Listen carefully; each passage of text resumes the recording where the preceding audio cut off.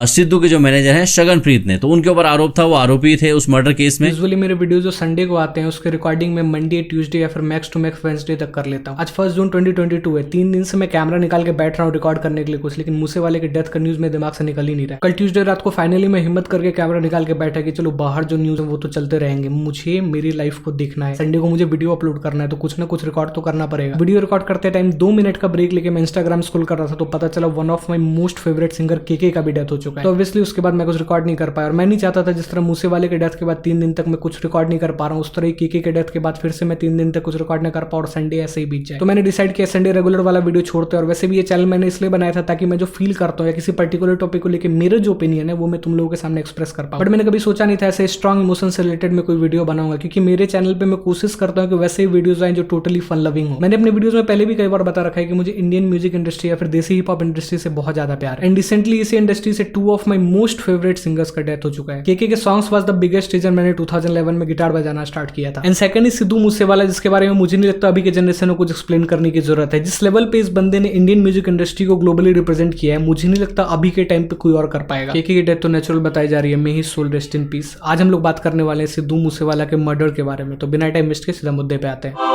Video शुरू करने से पहले एक और बात बोलना चाहूंगा, थैंक यू सो मच सबका। मेरा चैनल 1 साल पूरा होने से पहले ही मोनेटाइज हो चुका है, ये सब तुम लोगों की वजह से हुआ है, thank you so much. And monetization on होने के बाद ये मेरा फर्स्ट वीडियो है, लेकिन मैं इस वीडियो पे ऐड नहीं चल रहा है। इस वीडियो का मैं मोनेटाइजेशन ऑन नहीं कर रहा हूँ क्योंकि ये पर्टिकुलर वीडियो में पैसे के लिए नहीं बना रहा है। पैसे कमाने के लिए आगे ढेर सारे वीडियो आएंगे अभी। लेट्स सी क्या और क्यों हुआ सिद्धू मूसेवाला मर्डर केस में। अभी ये केस इतने अर्ली स्टेज पे है तो कुछ भी एक्यूरेट हमें डेटा मिल पाना मुश्किल है, लेकिन फिर भी जो इंटरनेट पे मिल रहा है हम आज उसी को देखने वाले हैं। तो हुआ ऐसा है कि इनको एक्सटॉर्शन यानी कि फिरौती के लिए जो है कॉल आने लग गए कि भाई पैसे दे दो। अब क्या है कि पंजाब में जो गैंगस्टर वगैरह हैं जो उस एरिया में है नॉर्थ साइड में, वो सब इनसे उगाही करना चाहते थे क्योंकि पॉपुलर हैं, पैसे कमा रहे हैं, तो उनसे पैसे ऐंठने के लिए। ये हफ्ता रंगदारी वसूलने वाली चीजें अभी भी एग्जिस्ट करती हैं क्या? शुरू में उन्होंने मना करना शुरू किया, लेकिन उसके बाद यहाँ पर इनकी दोस्ती कुछ ऐसे ग्रोह के साथ भी हो गई जो इनका साइड लेते थे, जिसका नाम है देवेंद्र बंबिया ग्रुप। उसके साथ कहीं ना कहीं इनके लिंक थे। इनके जो मैनेजर हैं शगनप्रीत सिंह, जो कि अभी ऑस्ट्रेलिया में है, जो देवेंद्र बंबिया ग्रुप है, उनकी तरफ से उनके ऊपर आरोप है कि उन्होंने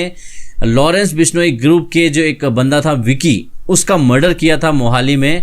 और उस मर्डर की जो रेकी वगैरह की गई थी, यानी जो सूचनाएं हैं, जानकारियां वगैरह है, कहाँ जाता है क्या करता है, वो करवाई थी सिद्धू के जो मैनेजर हैं शगनप्रीत ने। तो उनके ऊपर आरोप था, वो आरोपी थे उस मर्डर केस में। भाई मेरे सामने तो मैनेजर का जब भी नाम आता है तो दिमाग में एक ही इमेज आता है कि व्हाइट शर्ट में कोई टाई लगा के बंदा खड़ा होगा, हाथ में उसके फाइल वगैरह होगी। यहाँ तो मैनेजर सुपारी ले दे रहे हैं, इन्फॉर्मेशन डिलीवर कर रहे हैं मर्डर के लिए, और फिर मर्डर केस में फंसने के बाद ऑस्ट्रेलिया भाग जा रहे हैं। तो यानी जो 2 ग्रुप हैं, बिश्नोई ग्रुप और देवेंद्र बंबिया ग्रुप, इनके बीच में आपस में राइवलरी है। दोनों की एक दूसरे से लड़ाई चलती रहती है और एक दूसरे के जो बंदे हैं उनको मारते रहते हैं। किधर उड़ी ये चीजें, न्यूज में तो इतना सुनने मिलता नहीं है। गैंग वॉर चल रहा है, लोग एक दूसरे के गैंग मेंबर को मार रहे हैं। मे भी उधर के लोकल न्यूज में आता होगा, हमारे साइड नहीं पहुंच रही बात। तो यहाँ पर क्या है कि बिश्नोई ग्रुप के निशाने पर सिद्धू मूसेवाला, लॉरेंस, अच्छा लॉरेंस बिश्नोई और ये गोल्डी बरार, कंप्लीटली सिद्धू आ गए थे और सिद्धू जो है बच रहे थे उनकी पॉलिटिकल पावर की वजह से, ऐसा आरोप लगाते हैं बिश्नोई ग्रुप। तो यहाँ पर वो मानना चाहते थे सिद्धू को, ये पहले की घटना है, पहले भी उनका अटेम्प्ट था मारने का। और इसके लिए जो बिश्नोई ग्रुप है, और इसमें एक बड़ा नाम मैं आपको बता देता हूँ, वो है गोल्डी बरार। तो गोल्डी बरार और बिश्नोई ग्रुप जो है एक साथ ही है। तो यहाँ पर बिश्नोई ग्रुप और गोल्डी बरार की तरफ से शाहरुख नाम के एक बंदे को सुपारी दी गई थी सिद्धू को मारने के लिए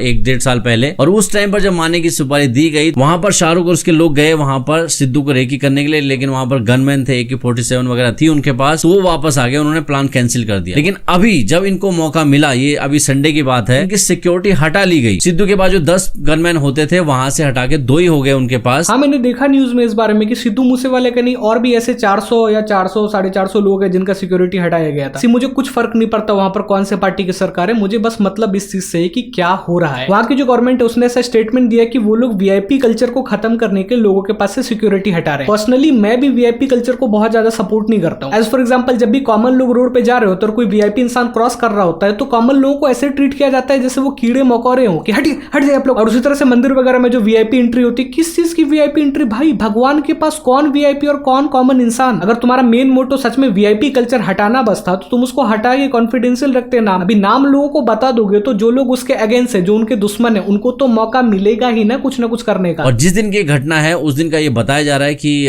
उस दिन सुबह उनकी गोल्डी बरार या किसी गैंगस्टर के साथ फोन पर, अभी ये डायरेक्ट तो पता नहीं किसके साथ हो रही थी, लेकिन हीटेड आर्गुमेंट, मतलब बहुत गुस्से में फोन पर बातचीत हुई। उसके बाद शाम के समय की बात है, उस समय सिद्धू मूसेवाला अपने 2 रिलेटिव के साथ थार गाड़ी में घर से निकल गए कि उनके पास जो है वो पुलिसमैन नहीं थे। पुलिसमैन को ये बोला गया कि आप यहीं बैठो, हमारे पास हथियार हैं, हम अपना ख्याल खुद रख लेंगे, आप आज हमारे साथ मत आओ। और दूसरा, वो अपनी बुलेट प्रूफ जो गाड़ी है उसको भी साथ में नहीं लेकर गए और अपनी थार गाड़ी को लेकर के गए। तो ऐसा क्यों हुआ, ये अभी तक जांच का विषय है, क्यों हुआ था ऐसा। बॉडीगार्ड को ना ले जाने का मतलब, तो जो उसका साथ एक भाई था वो बता रहा है, वो लोग थार से निकले थे और थार में इनफ स्पेस नहीं होता है कि 5-6 लोग जा पाए, इसलिए उन्होंने बोला कि बॉडीगार्ड को रहने देते घर पे, हम लोग खुद ही चलते हैं। बट बुलेट प्रूफ गाड़ी होने के बाद भी ना ले जाना और उसी दिन बॉडीगार्ड को ना साथ लेके जाना, सस्पिशियस तो है थोड़ी ये चीज। एक और सस्पिशियस बात है जो मैं न्यूज में देख रहा था, सिद्धू मूसेवाला का कॉन्सर्ट होने वाला था 15 जुलाई को, प्लेस मुझे मालूम नहीं। उस कॉन्सर्ट के टिकट की बुकिंग होने वाली थी 29 मई से दोपहर से शायद, लेकिन अचानक से वो बुकिंग डिले कर दिया गया कि बुकिंग अभी कुछ टेक्निकल ग्लिच या किस चीज की वजह से बुकिंग अभी बाद में स्टार्ट होगा। और उसी दिन इवनिंग में सिद्धू मूसेवाले का मर्डर हो गया। और भी बहुत सारे कंस्पिरेसी थ्योरीज आ रहे हैं इस मर्डर के बारे में, जिसके बारे में हम एंड में बात करने वाले हैं। जब वो गए वहां पर तो उनके पीछे एक गाड़ी लग गई और उसके बाद आगे से 2 गाड़ियां आई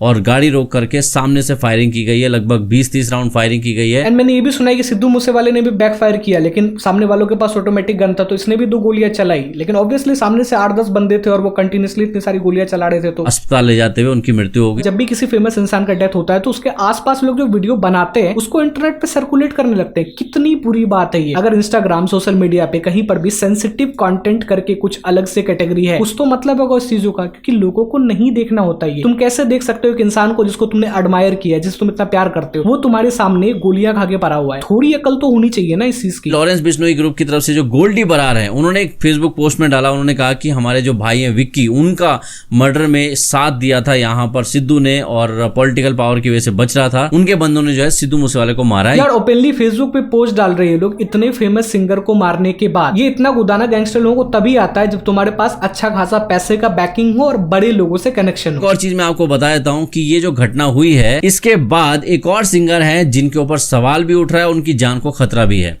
ये सिंगर का नाम है मनकृत औलख। अब मनकृत औलख का नाम यहाँ पर कैसे जुड़ा है, जो मनकृत औलख के मैनेजर हैं सचिन, उनके ऊपर ये आरोप लग रहा है कि उन्होंने पूरी जानकारी शेयर की है और वो बिश्नोई ग्रुप के करीबी हैं। और ऐसा जो आरोप लगाया है देवेंद्र बम्बिया ग्रुप की तरफ से लगाया गया है कि मनकृत औलख और मनकृत औलख का जो मैनेजर है वो इसमें शामिल है। सबके मैनेजर अलग ही कांड किए जा रहे हैं। मेरे नजर में से तो मैनेजर का इमेज ही चेंज हो गया है। या फिर हो सकता है जैसे फुटपाथ वाले कांड में कोर्ट में सलमान खान की जगह उसका ड्राइवर गाड़ी चला रहा था, उसी तरह इस जगह पर इसके सारे कांड मैनेजर कर रहा है।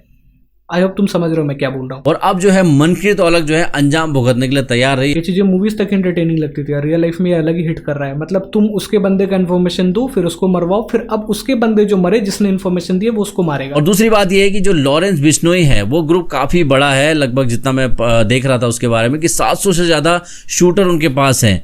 और दूसरी बात यह है कि ये लॉरेंस बिश्नोई वही हैं, इन्होंने सलमान खान को भी जान से मारने की धमकी दी थी। और रेडी जो मूवी है जो उसकी शूटिंग हो रही थी उस दौरान भी एक तरीके से अटेम्प्ट हुआ था सलमान खान को मारने का। न्यूज बहुत पुरानी न्यूज है ये, तब से ये लोग एक्टिव ही है भाई। फिर तो ये चीजें बहुत प्रॉब्लमेटिक है यार। जब कोई सेलिब्रिटी को ऐसे दिन दहाड़े कहीं मार दे रहा है, कॉमन पीपल को कोई मारेगा तो पता भी नहीं चलेगा, उसकी तो खबर ऐसे न्यूज में फैलेगी भी नहीं इतनी दूर तक। और अभी काफी सारे कंस्पिरेसी थ्योरीज भी आ रहे हैं मूसेवाले के डेथ से रिलेटेड। जैसे मूसेवाले का एक पुराना सॉन्ग था 295 जिसमें 29 और 5 था और उसके डेथ का भी सेम डेट है 29 5 मतलब में। एक कोइंसिडेंस ये भी कि सिद्धू मूसेवाला टुपाक को बहुत एडमायर करते थे और इसकी भी डेथ एग्जैक्ट वैसे ही वे में हुई है जैसे टुपाक की डेथ हुई थी। और मूसेवाला का लास्ट सॉन्ग था the last ride, car drive करते टाइम पे उसकी मौत भी हुई है। आई डोंट नो ये किस तरफ इशारे कर रही है, क्या उसको पता था पहले से कुछ ऐसा होने वाला है या फिर ये टोटली कोइंसिडेंस है। सी ऑल आई नो कि जितने कम टाइम में और जैसी स्पीड से ये बंदा पॉपुलर होता जा रहा था, ऐसे बहुत सारे लेजेंडरी ट्रैक्स फ्यूचर में और इसके तरफ से हमें देखने मिलने वाले थे जो अब नहीं मिल पाएगा कभी। इसी में कभी एड्रेस नहीं करना चाहता था ये चीज, बट ये गन कल्चर जो हिप हॉप में आता जा रहा था इंडिया में, मुझे